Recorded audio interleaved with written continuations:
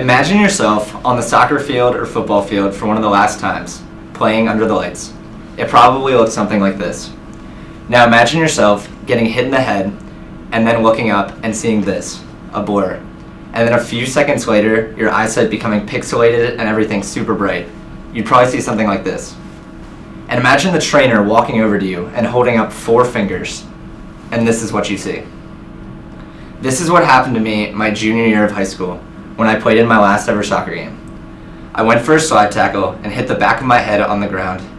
I sat up and saw all of these things. The trainer walked over and she asked me to give my months backwards. I replied with, "What?" Again, she asked me to give my months backwards. I replied with, "What the hell is a month?" Obviously, we both knew something was wrong at that point, so she took me off the field and sent me to the hospital. And I know, I look pretty good in that picture. But I'm glad she took me off the field, I'm glad I went to the hospital, and I'm glad I never played soccer again. Why? Because of that experience, I was made more aware of the dangers of concussions, just like many people are in society today. And because of this newfound awareness, technology is being utilized to create things that are more likely to prevent concussions as well as diagnose them. So what is a concussion? A concussion occurs when someone hits their head or has a collision with something and their brain makes contact with their skull. Some symptoms of a concussion are nausea, vomiting, blacking out, and headaches, depending on the severity of the concussion. What's worse with concussions, though, are the long-term effects. Oftentimes, people will develop mental impairment later in life.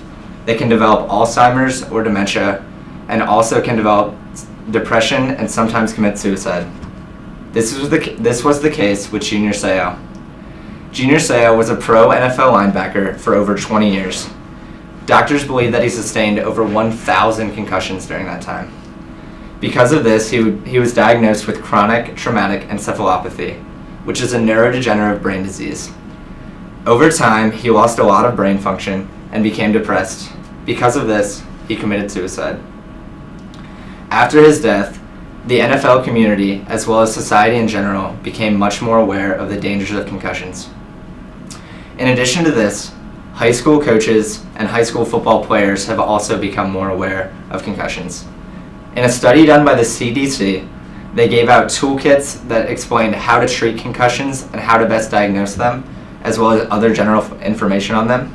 And 34% of high school coaches admitted that they learned something new about concussions. 50% said that their perspective on concussions had changed, and 38% said that they would treat concussions differently and diagnose them differently. So why is this relevant? Well, with society changing and technological advances occurring, scientists and doctors are working to prevent and diagnose concussions even better. How are they doing this? They've created an intelligent mouthpiece. The mouthpiece is like a normal mouthpiece. You put it in your mouth, obviously, but it has Bluetooth capabilities. It also has sensors built into it.